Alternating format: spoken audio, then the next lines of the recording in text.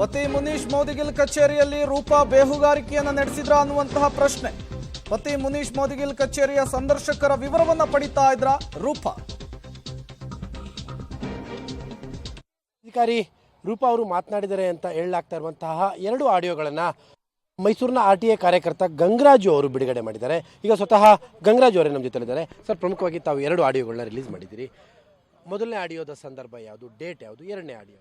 Sir, ಮೊದಲನೇ ಆಡಿಯೋದ ಸಂದರ್ಭ ಬಂದು 30ನೇ ತಾರೀಕು 12 ಗಂಟೆ 45 ನಿಮಿಷದಲ್ಲಿ ರೂಪಾ ಅವ್ರ ನಂಬರಿಂದ ಕಾಲ್ ಬರುತ್ತೆ ನನಗೆ. ನಾನು ರೂಪಾ ಅಂತ ಅವರೇ ಪರಿಚಯ ಮಾಡ್ಕೊತಾರೆ. ಅದಾದಮೇಲೆ 25 ನಿಮಿಷದಲ್ಲಿ ಮಾತುಕತೆ ನಡೀತದೆ. ಮಾತಾಡ್ತೀವಿ, ಫೋನಲ್ಲಿ ಹಲವಾರು ಪ್ರಕರಣಗಳು, ಮೈಸೂರಿನ ಏನು ಭೂ ಅಕ್ರಮ, ಸಿಂಧೂರಿಯವರು ಇದ್ದಂಥ ಸಮಯದಲ್ಲಿ ಏನೇನು ಅಕ್ರಮಗಳು ನಡೆದಿದ್ದು, ದೂರುಗಳು ಕೊಟ್ಟಿದ್ವಲ್ಲ, ಅದ್ರ ಬಗ್ಗೆ ಎಲ್ಲ ಕ್ವಶನ್ ಮಾಡ್ತಾರೆ. ನೀನು ಹೋಗಿ ಅವ್ರ ಪರವಾಗಿ ಹೋಗ್ತೀಯಾ, ಅವ್ರನ್ನ ಹೋಗಿ ಅವ್ರ ಪರವಾಗಿ ಮಾತಾಡ್ತೀಯಾ, ಹಾಗೆ ಈಗ ಸುಮಾರು ಮಾತಾಡಿದ್ದಾರೆ ಅದರೊಳಗೆಲ್ಲ. ಯಾಕೆಂದ್ರೆ 25 ನಿಮಿಷದಲ್ಲಿ ಯಾವುದು ಮಾತಾಡಿದ್ರೆ ಏನು ಅನ್ನೋದು ಸ್ವಲ್ಪ ನಾನು ಅದು ನೋಡ್ಕೋಬೇಕಾಗತ್ತೆ. ಅದಾದ ಮೇಲೆ ಅವ್ರಿಗೆ ಏನೇನು ಕೇಳ್ತಾರೆ ಎಲ್ಲ ಸಮರ್ಥವಾಗಿ ಸಮಂಜಸವಾಗಿ ನಾನು ಪ್ರತಿಯೊಂದಕ್ಕೂ ನಾನು ಕಾಮಾಗಿ ಏನು ಉತ್ತರ ಕೊಡಬೇಕು ಉತ್ತರ ಕೊಡ್ತೀನಿ. ನಾನು ಎಲ್ಲದಕ್ಕೂ ಉತ್ತರ ಕೊಡ್ತೀನಿ. ನಾನು ರಾಜಿ ಆಗದಲ್ಲೇ ನನ್ನ ಮೇಲೆ ಕೇಸ್ಗಳಾಗಿದ್ದು 9 ಕೇಸ್ ಆಗಿದ್ದು ಎಲ್ಲ ವಿಷಯನೂ ಮಾತಾಡ್ತೀನಿ. ಮತ್ತು ಅವರಿದ್ದಾಗಲೇ ಯಾಕೆ ಅದು ಅಷ್ಟೊಂದು ದೊಡ್ಡ ಮಟ್ಟದ ಸುದ್ದಿ ಆಯಿತು ಹಾಗೆ ಅಂತ ಕೇಳೋದು. ನೋಡಿ, ಅದ್ರ ರಾಜಕಾರಣಿಗಳು ಎಂಟ್ರಿ ಆದರೂ ರಾಜಕಾರಣಿಗಳದ್ದು ಸಹ ಅಕ್ರಮ ಇರೋದು ಹೊರಗಡೆ ಬಂದಿದ್ದರಿಂದ ರಾಜಕಾರಣಿಗಳು ಎಂಟ್ರಿ ಆದಾಗ ದೊಡ್ಡ ಮಟ್ಟದ ಸುದ್ದಿ ಆಯಿತು ಮೇಡಮ್, ಅಷ್ಟೇ.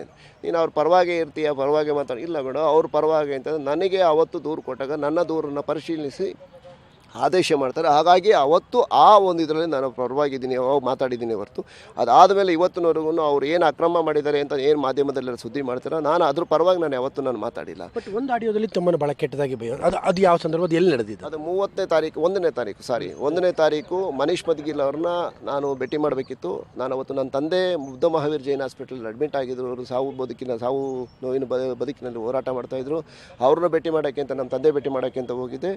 ಆ ಭೇಟಿ ಮಾಡ್ಕೊಂಡು ಆಗಿ ಸ್ವಲ್ಪ ಕಾಲಾವಕಾಶ ಇದ್ದಿಲ್ಲ, ಅಲ್ಲಿ IC ಒಳಗಡೆ ಬಿಡ್ತಾ ಇಲ್ಲ. ಅವಾಗ ಟೈಮ್ ಇದ್ದಾಗ ನಾನೇನು ಮನೀಶ್ ಮೋದಿಗಿರಿಗೆ ಒಂದು ಮೆಸೇಜ್ ಮಾಡಿಬಿಟ್ಟು ನಾನು ಬೆಂಗಳೂರು ಬಂದಿದ್ದೆ, ತಮ್ಮನ್ನು ಭೇಟಿ ಮಾಡಬೇಕಾಗಿದ್ದು, ಭೇಟಿ ಮಾಡ್ಬೋದಾ, ಎಷ್ಟೊತ್ತಿಗೆ ಭೇಟಿ ಮಾಡಿ ಅಂತ ಕೇಳಿದೆ.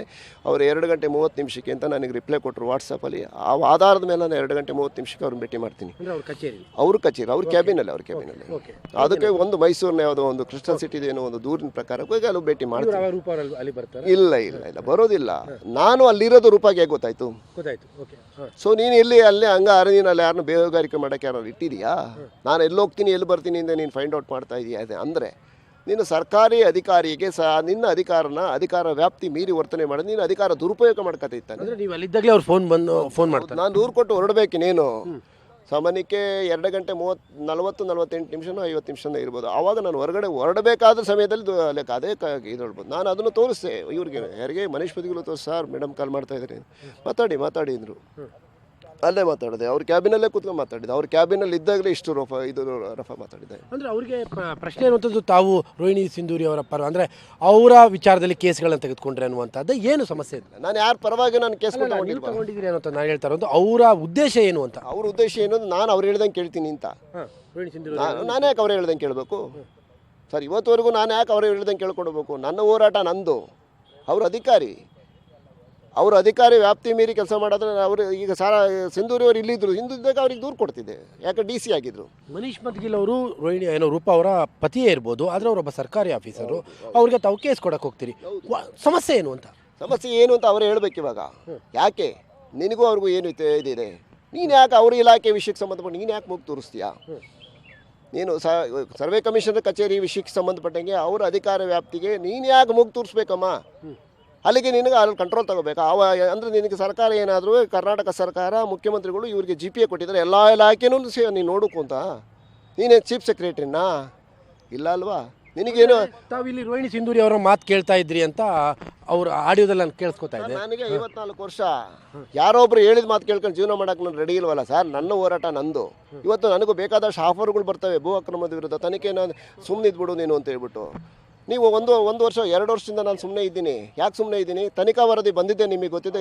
ಈಗ ರೀಸೆಂಟಾಗಿ ನಿಮ್ಮನ್ನು ಬೆದರಿಸೋ ತಂತ್ರ ಅಂದರೆ ನೀವು ಯಾವುದು? ಮತ್ತೆ ನೀವು ಹೋರಾಟ ಮಾಡ್ತಾರೆ, ಏಕ ವ್ಯಕ್ತಿ ವಿರುದ್ಧ ಹೋರಾಟ ಮಾಡ್ತೀವಿ. ರೋಹಿಣಿ ಸಿಂಧೂರಿ ಹೋರಾಟ ಮಾಡ್ತಾರೆ ಒಬ್ಬ ವ್ಯಕ್ತಿ ವಿರುದ್ಧ. ನಾನು ಹೋರಾಟ ಮಾಡೋದು 100 ಜನದ ವಿರುದ್ಧ ಹೋರಾಟ ಮಾಡ್ತಾ ಇದ್ದೀನಿ. ಬರೀ ಸಾರಾ ಮಹೇಶ್ ವಿರುದ್ಧ ಅಲ್ಲ, ಮತ್ತೊಬ್ಬರು ವಿರುದ್ಧ ಅಲ್ಲ, ಎಲ್ಲರ ವಿರುದ್ಧ ನನ್ನ ದೂರುಗಳು ಬೇಕಾದ್ರೆ ಸರ್ವೆಗಳು ನಾನು ಕೊಡ್ತೀನಿ. ನಾನು ಈಗ ರೋಹಿಣಿ ಸಿಂಧೂರಿ ಅವರ ವಿರುದ್ಧ ಅನೇಕ ಆರೋಪಗಳನ್ನ ಅವ್ರು ಮಾಡಿದ್ದಾರೆ. ತಾವು ಅದ್ರ ಬಗ್ಗೆ ಧ್ವನಿ ಎತ್ತಬಹುದಾ? ಇಲ್ಲ, ನನಗೆ ದಾಖಲೆ ಸಿಕ್ಕಿ ನಾನು ಮಾತಾಡ್ತೀನಿ ಅಂತ ಇವನಿಗೆ ಹೇಳಿದ್ದಿಲ್ಲ. 25 ನಿಮಿಷ ಆಡಿಯೋದ ನಾನು ಅದರಲ್ಲಿ ನನಗೆ ಸಂಬಂಧಿಸಿದ ಡಾಕ್ಯುಮೆಂಟ್ ಕೊಡಿ. ನನಗೆ ಯಾವ್ಯಾವುದೋ ಚಾರ್ಟ್ಸ್ಗಳು ಕಳಿಸಿರೋ, ನನಗೆ ಡಾಕ್ಯುಮೆಂಟ್ ಇಲ್ಲಲ್ಲ. ಆ ಚಾರ್ಟ್ಸ್ ನೋಡ್ಬಿಟ್ಟು ನಾನು ಮಾತಾಡೋಕ್ಕಾಗತ್ತಾ? ನೀವು ಕೊಡಿ, ಡಾಕ್ಯುಮೆಂಟ್ ಕೊಡಿ. ನಾನು ಸರ್ವೆ ನಂಬರ್ ಕೇಳಿದೆ, ಏರಿಯಾ ಕೇಳಿದೆ, ಯಾವುದೋ ದಟ್ಕ ಇದ್ರದ್ದು ಹೇಳಿದ್ರು, ನಮ್ಮ ಎಚ್ ಡಿ ಕೊಟ್ಟಿದ್ದು ಯಾವುದೋ ಲ್ಯಾಂಡ್ ವಿಷಯ ಹೇಳಿದ್ರು, ಬುಜ್ಜಮ್ಮ ಲ್ಯಾಂಡೋ ಏನೋ ಹೇಳ್ತಾರೆ. ಆ ಲ್ಯಾಂಡನ್ನು ನಾನು ಕೇಳಿದೆ, ಸರ್ವೆ ನಂಬರ್ ಕೊಡು, ಇವು ಏರಿಯಾ ಯಾವುದು ಅಂತ ವಾಟ್ಸಪ್ ಮಾಡಿದ್ದೀನಿ ಆಯಮ್ಮನಿಗೆ. ಒಂದೊಂದ್ಸಲ ಇವರು ಮನೆ ಮುರಿದಿದ್ದಾರೆ, ನಮಗೆ ನಮ್ಮ ಸಂಬಂಧಗಳನ್ನ ಕೆಡಿಸಿದ್ದಾರೆ ಅನ್ನೋಂಥ ಮಾತುಗಳನ್ನ ಅವರು ಹೇಳ್ತಾ ಇದ್ದಾರೆ. ಅಂದರೆ ಅದನ್ನು ಅವ್ರು ಹೇಳಿದ್ದಾರೆ, ಆ ವಾಟ್ಸಪ್ ಇದ್ರ ವಾಯ್ಸಲ್ಲಿ ಹೇಳಿದ್ದಾರೆ. ಮನೆ ಮುರಿದಿದ್ದಾರೆ ಅಂದರೆ ಕೇಳಬೇಕಲ್ವ ಹೋಗಿ, ಯಾರ ಮನೆ ಮುರಿದಿದ್ದಾರೆ ಅನ್ನೋದು ಆಯಮ್ಮನೆ ಕೇಳಬೇಕು. ಕೇಳಬೇಕು, ಒಂದು ವೇದಿಕೆ ಇದೆ ಅಲ್ವಾ ಸರ್. ನಾನು ನಿಮ್ಮನ್ನು ಕ್ವಶನ್ ಮಾಡಲಿಕ್ಕೆ ಒಂದು ವೇದಿಕೆ ಇದೆ, ಒಂದು ಕಾನೂನು ಚೌಕಟ್ಟಲ್ಲಿ ಈಗ ನಾವು ಕ್ವಶನ್ ಮಾಡ್ಬೋದು. ಅದು ವೇದಿಕೆ ಅಲ್ಲಿ ಕೇಳ್ಬೇಕು ತಾನೆ. ಹಾಗಂತ ಮೀಡಿಯಾಕ್ಕೆ ಹೋಗ್ಬಿಟ್ಟು ಬಾಯಿ ಬಂದಂಗೆ ಮಾತಾಡ್ಕೊಂಡು ಎಲ್ಲರ ವಿರುದ್ಧನೂ ಮಾತಾಡೋಕ್ಕಾಗತ್ತಾ ನಾವು? ನನಗೂ ಕಳಿಸಿದ್ದಾರೆ ಬೇಕಾದಂಗೆ. ನೆನ್ನೆ ಯಾರೋ ನನಗೊಂದು ಫೋಟೋ ಕಳಿಸಿದ್ರು, ಆಯಮ್ಮಂದು ಒಂದು ಹರಿನಗರ ಫೋಟೋ ಕಳಿಸ್ಕೊಟ್ಟಿದ್ದಾರೆ. ನಾನು ಅದನ್ನು ಮೀಡಿಯಾಕ್ಕೆ ಬಿಡುಗಡೆ ಮಾಡಿದ್ರೆ ನನಗೂ ಅವ್ರಿಗೂ ಇರೋ ವ್ಯತ್ಯಾಸ ಏನಾಗುತ್ತೆ? ಈಗ ನಿಮ್ಮ ಹೋರಾಟ ಏನೋ ಈ ಆಡಿಯೋದ ಮೇಲೆ ಹೋರಾಟ ಮಾಡ್ತೀರಿ ಸರ್? ಇದನ್ನು ಆಲ್ರೆಡಿ ನಾನು 30ನೇ ತಾರೀಕೆ ಈಗ ಏನು ಮಾಧ್ಯಮಗಳಿಗೆ ಫೋಟೋಗೋಸ್ಕರ ಚಾಟ್ಸ್ ಎಲ್ಲ ಕಳಿಸಿದ್ರು, 30ನೇ ತಾರೀಕೆ EM ನನಗೆ ಶೇರ್ ಮಾಡಿದ್ದಾರೆ. ಅದ್ರ ಮೇಲ್ಗಡೆ ನಾನು ಅವ್ರನ್ನ ಖಂಡಿಸು ಅಂತ ನನಗೆ ಒತ್ತಡ ಹಾಕಿರು. ನಾನು ಅದನ್ನ ಇಟ್ಕೊಂಡು ನಾನು ಖಂಡಿಸಕ್ಕೆ ಹೋದರೆ ನನ್ನ ಮನೇಲಿ ಹೆಣ್ಮಕ್ಳು ಇದ್ದಾರಲ್ವಾ, ಹೆಣ್ಮಕ್ಳದ ಫೋಟೋ ನಾನು 30ನೇ ತಾರೀಕೆ ಕಳಿಸಿದ್ರು. ಇಷ್ಟು ಚಾಟ್ಸ್ ನನ್ನ 30ನೇ ತಾರೀಕು ಆಯಮ್ಮನೇ ವಾಟ್ಸಪ್ ಮಾಡಿದ್ದಾರೆ, ಹೋರಾಟ ಮಾಡಿ ಅಂತ ಮಾಡಿ ಖಂಡಿಸು ಇದನ್ನ, ನೀನು ಇವ್ರ ವಿರುದ್ಧ ಖಂಡಿಸ್ಬೇಕು, ನೀನು ರಾಜಿ ಮಾಡ್ಕೊಳಕ್ ಹೋಗ್ತಾರಲ್ಲ ಅವ್ರನ್ನು ಖಂಡಿಸ್ಬೇಕು, ನೀನು ಕಾಳಜಿ ಮಾಡ್ದಲ್ಲೇ ಹೋರಾಟ ಮಾಡ್ತಾ ಇದೀಯಾ, ಖಂಡಿಸ್ಬೇಕು ನೀನು ಅಂತಂದ್ರು. ಅಲ್ಲ, ಈಗ ನೀವು ರೂಪಾ ಅವ್ರ ವಿರುದ್ಧ ಏನು ಕ್ರಮ ಕೈಗೊಳ್ತಾ ಅಥವಾ ಏನಾದರೂ ರೂಪಾ ಅವ್ರ ವಿರುದ್ಧ ನಾನು 30ನೇ ತಾರೀಕೆ ನಾನು ನನಗೆ ಘಟನೆ ನಡೆದ ಸಮಯದಲ್ಲೇ ನಾನು ಅಲ್ಲಿಂದ ನಾನು ವಕೀಲರು ಡಿಸ್ಕಸ್ ಮಾಡಿದ್ದೀನಿ. ವಕೀಲರು ಹೇಳಿದರು ಅದನ್ನು ತೊಗೊಂಬನ್ನಿ ಆಡಿಯೋನ ನಾನು ಕೋರ್ಟಲ್ಲಿ ಕ್ರಿಮಿನಲ್ ಕೇಸ್ ಮಾಡೋಣ ಅಂತ ಹೇಳಿದ್ದಾರೆ. ನನಗೆ ಆ ನದಿಯಲ್ಲಿ ನನಗೆ 9ನೇ ತಾರೀಕು ನನ್ನ ತಂದೆ ಕಾಲವಾದರು. 9ನೇ ತಾರೀಕು ಕಾಲವಾದಾಗ ನಾನು ಅಲ್ಲಿ ಬ್ಯುಸಿ ಆದೆ. ಮತ್ತು 19ನೇ ತಾರೀಕು ಕಾರ್ಯ ಮುಗೀತು, ನಮ್ಮನ್ನೇ ಕಾರ್ಯ ಮುಗೀತು. ನಾನು ಮೊನ್ನೆ ಮೈಸೂರಿಗೆ ಬಂದಿದ್ದೀನಿ. ನಾನು ಮೈಸೂರಿಗೆ ಬಂದಾದಮೇಲೆ ಇದೆಲ್ಲ ಘಟನೆಗಳು ಹಳ್ಳಿಲಿದ್ದೆ ನಾನು, ಅಷ್ಟೊಂದು ಸಂಪೂರ್ಣ ವಿಷಯ ಗೊತ್ತಾಗ್ತದೆ. ಯಾರೋ ಕಾಲ್ ಮಾಡಿ ಹೇಳ್ತಾ ಇದ್ರು ಏನಾಗ್ತಾಯಿದೆ ಅಂತ. ಬಟ್ ಅದಾದಮೇಲೆ ನಾನೇನು ಮಾತಾಡೋಕ್ಕಾಗಿಲ್ಲ. ಇಲ್ಲಿ ಬಂದಮೇಲೆ ನನ್ನಲ್ಲಿರೋ ಡಾಕ್ಯುಮೆಂಟ್ ಈ ಉದ್ದೇಶ ಇದಕ್ಕೋಸ್ಕರ ನಾನು ಬಿಟ್ಟಿರೋದು ಅಂತಲ್ಲ. ನಾನು ಅವತ್ತೇ ನನ್ನ ವಕೀಲರ ಜೊತೆ ಡಿಸ್ಕಸ್ ಮಾಡಿ ಇವರು ಈಗ ಹೇಳ್ಬೋದು, ನಾಳೆ ಹೇಳ್ತಾರೆ ನಾನು ಈ ಉದ್ದೇಶಕ್ಕೋಸ್ಕರ ನೀನು ಈಗ ಮಾಡಿದ್ದೀರಾ ಅಂತ ಹೇಳ್ತಾರೆ. ರೂಪಾನ ನನಗೆ ಕಾಲ್ ಮಾಡಿ ಹೇಳಿ ಹಿಂಗೆ ಬೈರಿ ಹಿಂಗೆ ಮಾಡಿ ಅಂತ ಯಾರು ಹೇಳ್ಕೊಟ್ಟಿದ್ರು ಅವ್ರಿಗೆ? ಅಲ್ಲಿಗೆ ಅವರಿಬ್ಬರ ನಡುವಿನ ವಾದ ಪ್ರತಿವಾದಕ್ಕೆ ತಾವು ಸಂಬಂಧ ಇಲ್ಲ? ಇಲ್ಲ, ಅದು ಸಂಬಂಧ ಇಲ್ಲ. ರೋಹಿಣಿ ಸಿಂಧೂರು ಏನಾದ್ರು ತಪ್ಪು ಮಾಡಿದ್ರು ಅದಕ್ಕೂ ನನಗೂ ಸಂಬಂಧ ಇಲ್ಲ. ಅದಕ್ಕೆ ನನಗೆ ದಾಖಲೆ ಸಿಕ್ಕಿ ನಾನು ಕ್ವಶನ್ ಮಾಡ್ತೀನಿ ರೋಹಿಣಿ ಸಿಂಧೂರು. ಈಗ ಸಾರಾಮೇಶ್ ಅವ್ರ ಜೊತೆ ಅವ್ರು ಕಾಂಪ್ರಮೈಸ್ ಹೋಗಿದ್ರ ಬಗ್ಗೆ ನೀವು ಮಾತಾಡಿದ್ರೆ ರೋಹಿಣಿ ಸಿಂಧೂರು? ಕೇಳಿದೆ ನಾನು ಅವತ್ತೇ. ನನಗೆ ಮಂಜೇಗೌಡರು ಬಂದು ಮೋಡ ಕಾರಿಡಾರಲ್ಲಿ ನನಗೆ ಕೇಳಿರೋ ನಿಮ್ಮ ಮೇಡಮ್ಗೆ ಸಾರಾಮೇಶ್ಗೆ ರಾಜಿ ಮಾಡಿಸಿದೆ ಅಂತ ಅಂದರು. ಅವ್ರು ರಾಜಿ ಮಾಡ್ಕೊಂಬಿಟ್ರೆ ನೀವು ಇಲ್ಲಿವರೆಗೂ ಏನು ಆಪಾದನೆ ಮಾಡಿದರೆ ಅವ್ರ ವಿರುದ್ಧನ ಅದೆಲ್ಲ ಅಲ್ಲಿಗೆ ಮನ್ನಾ ಆದಂಗ ನಾನು ತಗೋತೀನಿ. ಅದನ್ನು ನನಗೆ ಡಾಕ್ಯುಮೆಂಟ್ ಕಲೆಕ್ಟ್ ಮಾಡಿ ನಾನು ತಗೋತೀನಿ. ಹಂಗಂತ ಹೇಳಿ ಅಕ್ರಮ ಮಾಡ್ಯಾರ ಅಂತ ದೊಡ್ಡದಾಗಿ ಸುದ್ದಿ ಮಾಡಿ ಎಲ್ಲ ಕಡೆನೂ ಮಾಡಿರಿ. ಇವಾಗ ರಾಜಿ ಮಾಡ್ಕೊಂಬಿಟ್ರೆ ಅದು ಸರಿ ಹೋಗುತ್ತಾ ಅಂತ ನಾನು ಅದನ್ನು ಕೇಳಿದೆ. ಆಮೇಲೆ ಇಮಿಡಿಯೇಟು ನಾನು ಒಂದು ಆಡಿಯೋ ಬಂತು, ಯಾವುದೋ ಯೂಟ್ಯೂಬ್ದು ಯಾವುದೋ ಒಂದು ಆಡಿಯೋ ಬಂತು, ವಿಡಿಯೋ ಬಂತು. ಅದನ್ನು ಹಾಕ್ಬಿಟ್ಟು ನಾನು ಕ್ವಶನ್ ಮಾಡಿದೆ, ಇವ್ರಿಗೆ ಕೇಳಿದೆ. ಇಲ್ಲ ನಾನು ಅದನ್ನು ರಾಜೀವ ಸಂಧಾನಕ್ಕೆ ಹೋಗಿಲ್ಲ, ನಾನು ತಪ್ಪು ಸಂದೇಶ, ನೀನು ಭೇಟಿ ಮಾಡು, ಒಂದು ಸ್ವಲ್ಪ ಬಂದು ಮಾತಾಡು ನನ್ನ ಜೊತೆ, ನಾನು ಹೇಳ್ತೀನಿ ಎಲ್ಲ ಕ್ಲಾರಿಟಿ ಅಂತ ಕ್ಲಿಯರ್ ಅಂದ್ರೆ ಬಂದು ಹೋಗಿ. ಅದಾದಮೇಲೆ ಒಂದು ದಿವಸ ಅಪಾಯಿಂಟ್ಮೆಂಟ್ ಕೊಟ್ಟಿದ್ದು. ನಾನು ಹೋಗಿ ಒಂದು 2 hours ಅವ್ರ ಜೊತೆ ಡಿಸ್ಕಸ್ ಮಾಡಿದಾಗ ಎಲ್ಲ ಸ್ಟೋರಿ ಹೇಳಿದ್ರು. ನಾನು ಕಾಂಪ್ರಮೈಸ್ ಆಗಿಲ್ಲ. ಅದು ಕಾಂಪ್ರಮೈಸ್ ಆಗೋಕ್ಕೆ ಸಾರಾಮೇಶ್ವರ ಒಂದು ಲೆಟರ್ ಟೈಪ್ ಮಾಡ್ಕೊಂಡು ಬಂದಿದ್ದೆ. ಅದು ಲೆಟರ್ ಟೈಪ್ ಮಾಡಿದ್ದೆ. ಇಲ್ಲಿವರೆಗೂ ನಾನು ಏನೇನು ಆಪಾದನೆ ಮಾಡಿದ್ದೆ ಆ ಆಪಾದನೆಗಳೆಲ್ಲ ಸುಳ್ಳು. ಅದನ್ನು ನಾನು ಏನು ಚೌಟ್ರಿ ಲೀಗಲ್ಲ ಕಟ್ಟಿದೆ ಅಂತ ಹೇಳ್ಬಿಟ್ಟು ಏನೇನೋ ಡ್ರಾಪ್ ಮಾಡ್ಕೊಂಡು ಬಂದಿರುತ್ತೆ. ಅದಕ್ಕೋಸ್ಕರ ಸೈನ್ ಮಾಡಿ ಇದನ್ನು ಮಾಧ್ಯಮಕ್ಕೆ ಬಿಡುಗಡೆ ಮಾಡೋಣ ಅಂತ ಕೇಳಿರಂತೆ, ಆಗಲ್ಲ ಅಂತ ಹೇಳಿರಂತೆ. ಅದಕ್ಕೋಸ್ಕರ ಅದು ಕಾಂಪ್ರಮೈಸ್ ಆಗಿಲ್ಲ ಅದು ಅವ್ರು ಹೇಳೋ ಪ್ರಕಾರ.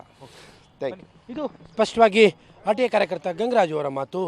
ಈ ವಿಚಾರದಲ್ಲಿ ನಾನು ರೂಪಾ ಅವರ ವಿರುದ್ಧ ಕ್ರಿಮಿನಲ್ ಕೇಸನ್ನು ಕೂಡ ದಾಖಲಿಸ್ತೇನೆ ಮತ್ತು ರೋಹಿಣಿ ಸಿಂಧೂರು ಅವರು ಸಾರಾಮೇಶ್ ಅವರ ಜೊತೆಗೆ ಕಾಂಪ್ರಮೈಸ್ ಆಗಿಲ್ಲ ಅಂತ ತಮ್ಮ ಬಳಿ ಹೇಳಿದ್ದಾರೆ ಅನ್ನುವಂಥದ್ದು ಗಂಗರಾಜು ಅವರ ಮಾತು. ಕ್ಯಾಮ್ರಾ ಪರ್ಸನ್ ಕಾರ್ತಿಕ್ ಜೊತೆ KP Nagaraj, public TV, Mysuru.